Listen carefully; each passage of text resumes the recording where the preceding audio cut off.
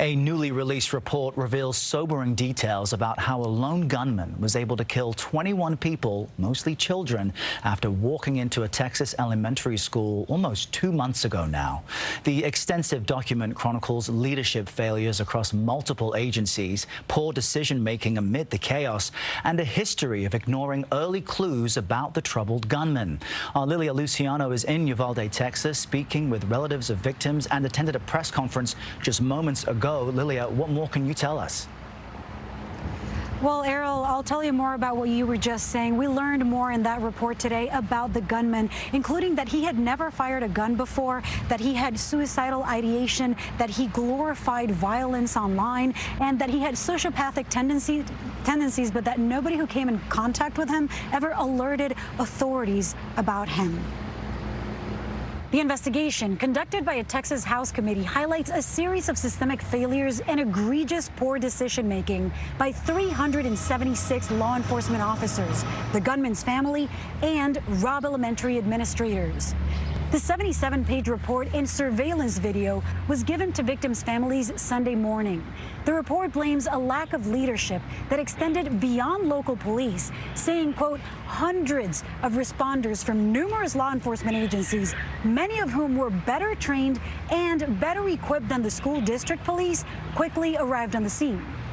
A longer version of the surveillance video was leaked by local media last week. It shows the gunman entering Robb Elementary, and it is different from the edited version parents got today.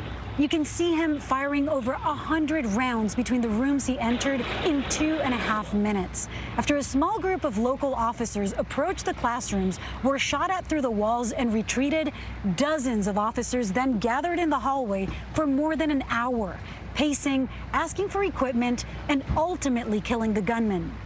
During that time, today's report states the void of leadership by Chief Arredondo, who failed to take on his role as incident commander, and others who didn't step up, could have contributed to the loss of life.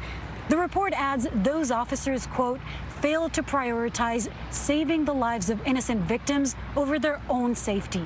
That finding is different from the officials' early accounts of the media and has caused anger and confusion among victims' families. Texas failed the students.